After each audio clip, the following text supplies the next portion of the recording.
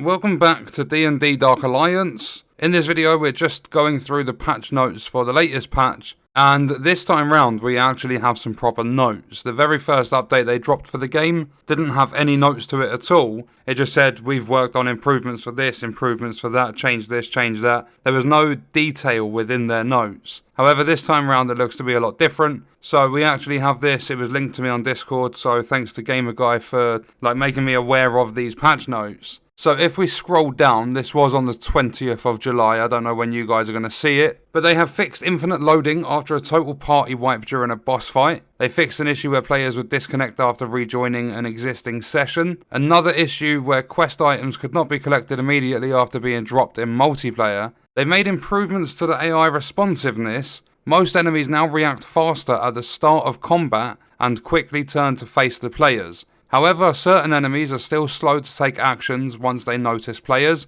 This is actively being worked on. So they've made some improvements to the AI, however there are some that still don't work how they should. They're actively looking into it, but I mean, it all should have been fixed by now. The game's been out long enough, and the game should never have been released with brain-dead AI. There's been stability improvements. They fixed animations and attacks that were out of sync. Moves and selected difficulty can now be viewed during a mission. So I mean, again, that's something that should have been put in at launch. You should never start a mission and not be able to tell which difficulty you're on. Large enemies are now harder to stagger, although some can still be staggered in certain situations. Stamina drain on Drizt's moves, I still don't know how to pronounce that guy's name, but they've been reduced, or the stamina drain's been reduced. So I mean, this is more balancing. The helping with the stamina drain is not just one certain character though. What's her name? Catty Bree, the archer. Her stamina is horrible. But not only that, larger enemies are now harder to stagger, so that's balancing in the computer's favour rather than the player. Fixed an issue where players remained stuck outside the magic barriers when a boss fight was triggered.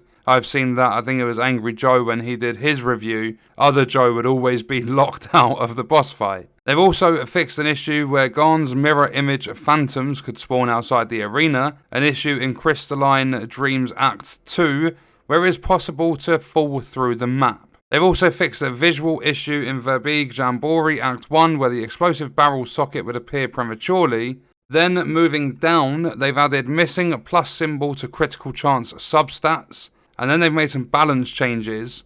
So moving down to the balance changes, for monsters, Stone Grinder, they've reduced health and damage, increased the armor. Abomination, they've reduced armor and damage. Hell Raider, they've slightly reduced damage. Trolls, reduced regen rate. Kelvin, they have greatly increased health. General Griegs slightly decreased the health. So Kelvin, greatly increased health. Whoever Kelvin is, in terms of a monster, that's just been buffed. For loot, they've removed the chance of extra usables dropping from small chests. So you're now forced to go to the little campsites if you want to get your usables back, like your consumables like the health potions and stuff. And I think that is a really bad change, because right now where the game stands in terms of its player base, they need to do things to bring players back, to benefit players and make the game better to play. And removing the chance of extra usables dropping from small chests just means that when you go to campsites, you're more often going to take a short rest instead of increasing your loot rarity, so that is a nerf for the player. In terms of the gear sets and feats, the Underdark camo, they've reduced the chance to apply poison. In terms of progression, they've rebalanced XP to impact the early game. Some players were progressing from levels 1 to 5 plus after just one mission of play, and the update smooths out progression to reduce the scenarios where players gain XP in early levels so quickly, so they've made the grind a little bit longer with characters. They then have challenge ratings. The following only affects CR5 and greater. They've greatly increased the monster condition resistance, condition penetration, armor and elemental resistances. They have increased the monster damage, monster health and hazard damage. And then for buffs and debuffs, they've greatly reduced the effectiveness of weakened, cursed and powerful strikes. And then finally for gear, they've reduced the amount of maximum stamina and stamina cost reduction received from gear, and stamina regen can no longer be rolled twice on gear. So there's a lot sort of revolving around stamina, and it's all against the player by the looks of things. So instead of focusing on the things like the bugs in the game, because they have fixed a few issues, but there are a lot more in the game For an example, they mentioned they've done something with like attacks or whatever it was.